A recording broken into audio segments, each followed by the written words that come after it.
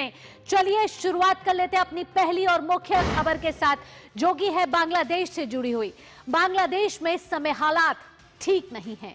हिंदुओं के बाद अब क्रिसमस के मौके पर ईसाई समुदाय को निशाना बनाए जाने की खबरें साफ तौर पर सामने आ रही हैं। क्रिसमस से ठीक एक दिन पहले यानी कल बांग्लादेश की राजधानी ढाका, दिल्ली और एक बार फिर हिंसा से दहल उठी। यह हमला ऐसे वक्त हुआ है जब बांग्लादेश नेशनलिस्ट पार्टी के नेता तारिक रहमान के दौरे की तैयारी चल रही थी। घटना ने बांग्लादेश में सुरक्षा व्यवस्था और अल्पसंख्यकों की सुरक्षा पर गंभीर सवाल खड़े कर दिए हैं। राजधानी ढाका में इस समय डर और असुरक्षा का माहौल गहराता जा रहा है। आइए ग्राफिक्स के जरिए आपको बताते हैं कि हिंदुओं के बाद आखिरकार कौन है अगला टारगेट बांग्लादेश में। आपको बता दें कि बांग्लादेश में आने वाले हैं चुनाव, और चुनाव आने से ठीक पहले हम देख रहे हैं कि अल्पसंख्यकों पर बर्बरता बरताई जा रही है और उन पर चल रहे हैं अत्याचार। एक तरफ हमने देखा कि कुछ दिनों से हिंदुओं पर अत्याचार हो रहे थे, लेकिन अब क्रिसमस के मौके पर ईसाइयों को भी नहीं छोड़ा जा रहा। कल बांग्लादेश की राजधानी ढाका, दिल्ली है और हिंदुओं के बाद टारगेट बनाया जा रहा है अब ईसाइयों को। तस्वीरें आप देख रहे हैं। क्या बांग्लादेश सीरिया की राह पर आगे बढ़ चला है? क्योंकि क्रिसमस पर ईसाइयों को टारगेट किया जा रहा है, ईसाई समुदाय को टारगेट किया जा रहा है। अल्पसंख्यक यानी कि हिंदू, जिनकी जनसंख्या बांग्लादेश में घटकर करीब 1.5 करोड़ रह गई है, उन अल्पसंख्यकों पर बर्बरता बरताई जा रही है। हम देख रहे हैं कि किस तरीके से एक हिंदू की निर्मम हत्या कर दी गई और अब कल एक बम ब्लास्ट होता है और बम ब्लास्ट के बाद ईसाइयों पर हमला होता है। यह बम ब्लास्ट इतना तेज था कि एक युवक की इसमें मौत भी हो गई। तो बांग्लादेश में बमबाजी, चुनाव की घोषणा के बाद से हिंसा यहां जारी है। चुनाव की घोषणा हो चुकी है और जिसके बाद से हम देख रहे हैं कि लगातार हिंसा की घटनाएं, आगजनी की घटनाएं और अब बम ब्लास्ट की भी घटनाएं सामने आ रही है। बांग्लादेश नेशनलिस्ट पार्टी के कार्यकारी अध्यक्ष की वापसी आज है, तारिक अनवर की वापसी आज है। इस पर सभी की, तारिक रहमान की वापसी आज, और तारिक रहमान की वतन वापसी से पहले ये बम ब्लास्ट हुआ है। ये बम ब्लास्ट कहां हुआ?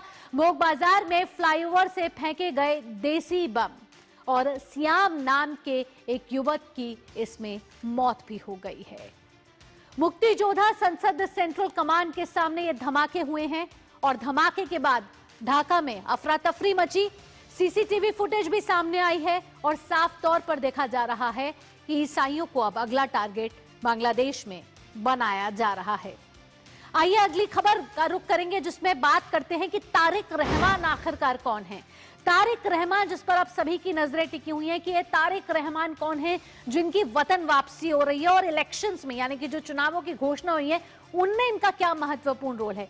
बीएनपी के सीनियर वाइस चेयरमैन रहे हैं तारिक रहमान और तारिक रहमान के आने की ये तैयारियां ही चल रही थी जब ये बम ब्लास्ट हुआ। सीनियर जॉइंट सेक्रेटरी जैसे अहम पदों पर तारिक जो है वो रहे हैं और 1980 के दशक में यूनिवर्सिटी ऑफ ढाका से इन्होंने पढ़ाई की है और 1988 में बीएनपी के जनरल मेंबर भी बने तारिक रहमान। और इनके राजनीतिक सफर के बारे में अगर आपको और बताएं तो 1991 में इन्होंने चुनाव प्रचार संभाला, जिसके बाद 2007 की तरफ बढ़े तो भ्रष्टाचार विरोधी अभियान में ये गिरफ्तार भी हुए हैं। इसके साथ 2008 में जब इनको जमानत मिलती है और इलाज के लिए ये लंदन जाते हैं और लंदन जाने के बाद अब इनकी वापसी हो रही है। लंदन से ही बीएनपी की राजनीति में इन्होंने अहम भूमिका निभाई है। आपको बता दें कि अवामी लीग जो है बांग्लादेश की एक महत्वपूर्ण पार्टी रही है, लेकिन इस बार के चुनाव पर अवामी लीग पर प्रतिबंध लगा दिया गया है, जिसके बाद अब ये कयास लगाए जा रहे हैं कि बीएनपी जो इस चुनावों में उतरेगी उसमें तारिक रहमान की एक अहम भूमिका हो सकती है। तो क्यों अहम है बांग्लादेश के लिए इस समय तारिक की वापसी? तारिक की वापसी चुनावों के लिए भी अहम मानी जा रही है। आपको बताते हैं कि तारिक रहमान की आज बांग्लादेश में हो रही है वापसी।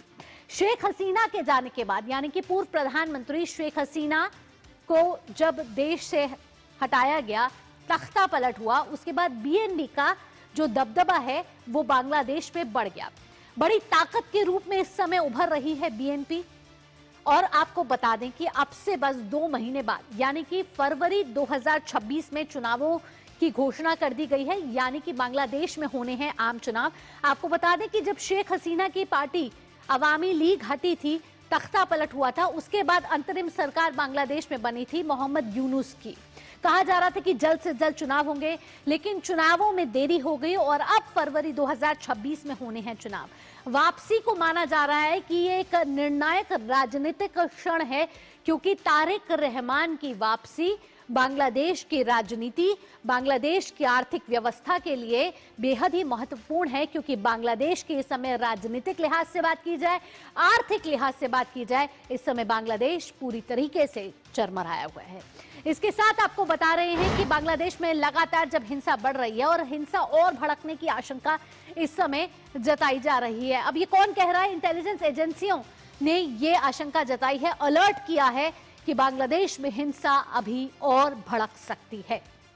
तारिक की हाई प्रोफेशनल जो प्रोफाइल वापसी है वो आज है, और हाई प्रोफाइल इसलिए कहा जा रहा है क्योंकि कई सालों बाद जब ये वहां आ रहे हैं वापस, तो इनकी चुनावों में कहा जा रहा है कि अहम भूमिका हो सकती है।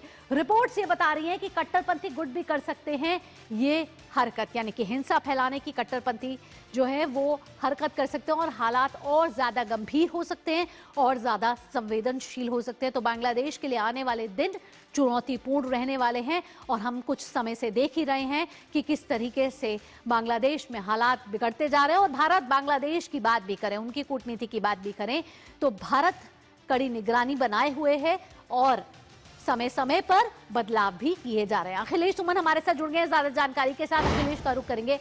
अखिलेश, क्रिसमस का आज मौका है, ईसाइयों का ये दिन होता है, बड़ा महत्वपूर्ण दिन होता है उनके लिए, ये पर्व है, ये उत्सव मनाने का दिन है, लेकिन बांग्लादेश में ये क्या हो रहा है? ये ईसाइयों के साथ जो निर्ममता कल बरताई गई है, बर्बरता हुई है, एक युवक की मौत भी हुई है, माना जाए कि अब हिंदुओं के बाद ईसाई टारगेट पर है। देश में ये जो उपद्रवी तत्व हैं वे सबको उन सभी लोगों को टारगेट कर रहे हैं जो बांग्लादेश के जो लिबरल पॉलिटिक्स थी उस लिबरल पॉलिटिक्स को मानने वाले हैं। ये जो जहाँ पे बम ब्लास्ट हुआ है, ये बम ब्लास्ट उस जगह पे हुआ है जो 1971 के जो वार वेटरन्स थे उनका एक स्मारक है, उस स्मारक पे हुआ। तो आप मान सकते हैं कि एक प्रतीक स्थल जो है कि जिस 1971 वार के बाद बांग्लादेश मुक्त हुआ, आजाद हुआ, पाकिस्तान के खूंखार हाथों से उसे आजादी मिली, उस स्थल को नष्ट करने का प्रयास जो हो रहा है, आप समझ सकती हैं कि अभी बांग्लादेश में जो चुनाव आने वाले हैं, फरवरी 12 को चुनाव होगा, उस चुनाव के पहले एक तरीके से कहें कि पोलराइज करने की पूरी कोशिश हो रही है। जैसा कि हमने देखा कुछ दिन पहले कि वहां एक आध जगह आईएसआईएस के झंडे भी दिखे। तो ये जो पूरा पाकिस्तान की कोशिश है कि बांग्लादेश को एक इस्लामिक राष्ट्रवाद के रूप में पोलराइज किया जाए ताकि लिबरल पॉलिटिक्स की जगह वहां खत्म हो जाए। अब देखिए बीएनपी के जो एक्टिंग चेयरमैन है जो आके हो सकता है कि वो चेयरमैन की घोषणा हो, क्योंकि खालिदा जिया की हालत जो शारीरिक हालत है स्वास्थ्य कारणों से वो सक्षम नहीं हो पाएंगी चुनाव में भाग लेने में उस तरीके से। तो इनके आने का भी एक वो समय है जिसके पहले ये बम ब्लास्ट किया गया है। उधर जो एक पार्टी है जो छात्र आंदोलन से उभरी है, वो citizen party, Bangladesh national citizen party, वो चाहती है कि चुनाव मैदान में वो भी खड़ी होगी। तो एक तरह से बाइपोलर अगर चुनाव होता है जिसमें कि बांग्लादेश नेशनलिस्ट पार्टी और सिटीजन पार्टी, ये दोनों में अगर होता है। अखिलेश, यहाँ मैं आपसे ये भी पूछना चाहूंगी क्योंकि तारिक रहमान पर इस समय सभी की निगाहें टिकी हैं, वतन वापसी कर रहे हैं और बीएनपी के लिए बड़ा महत्वपूर्ण माना जा रहा है, चुनावों के लिए बड़ा महत्वपूर्ण माना जा रहा है। तारिक रहमान की विचारधारा की बात करें तो कैसी विचारधारा लेकर वो आते हैं? अपनी पार्टी की आइडियोलॉजी से जुड़ी हुई, देश की आइडियोलॉजी से जुड़ी हुई? देखिए, तारिक रहमान की विचारधारा अगर कहें तो उनको ये माना जाता रहा है अभी तक कि वो जो अवामी लीग है, अवामी लीग से थोड़ा सा उनका दक्षिणपंथी रुख रहा है हमेशा। लेकिन चूंकि एक मैच्योर्ड पॉलिटिकल पार्टी है बांग्लादेश की, जिसका कि इतिहास रहा है, इनके प्रधानमंत्री तारिक रहमान के प्रधान माँ जो है वो प्रधानमंत्री रही है बांग्लादेश की, तो इस मामले में कह सकते हैं कि उनको उनके अंदर ये क्षमता हो सकती है कि वो बांग्लादेश के सभी धड़ों को एक साथ ले चलने की कोशिश करें। देखिए, ऐसा हुआ है कि बांग्लादेश में आजादी के बाद शेख मुजीबुर रहमान की हत्या हुई, उसके बाद सैनिक जो खालिदा जिया के पति थे वो बने, उसके बाद उनकी हत्या हुई, उसके बाद फिर से सैनिक coup हुआ, इरशाद बने। तो इस तरीके से बाई पोलर पॉलिटिक्स वहां चलती रही अवामी लीग और बीएनपी के बीच में। दोनों ने एक मैच्योरिटी के से देश को आगे बढ़ाने की कोशिश की है। जी। अब अवामी लीग अभी चुनाव मैदान से बाहर है। अभी देखना होगा कि 12 फरवरी के पहले उनको चुनाव में भाग लेने की इजाजत मिलती है कि नहीं मिलती है। पूरी दुनिया हालांकि दबाव बिल्कुल बना रही है अखिलेश, बांग्लादेश पर। तो तारिक रहमान की वापसी पर नजर रहने वाली है और किस तरीके से अल्पसंख्यकों पर जो ये अत्याचार हो रहे हैं ये कब थमेगा और बांग्लादेश में कब शांति का माहौल होगा, इस पर सभी की निगाहें इस समय टिकी हुई हैं। तमाम जानकारियों के साथ अखिलेश बहुत बहुत धन्यवाद।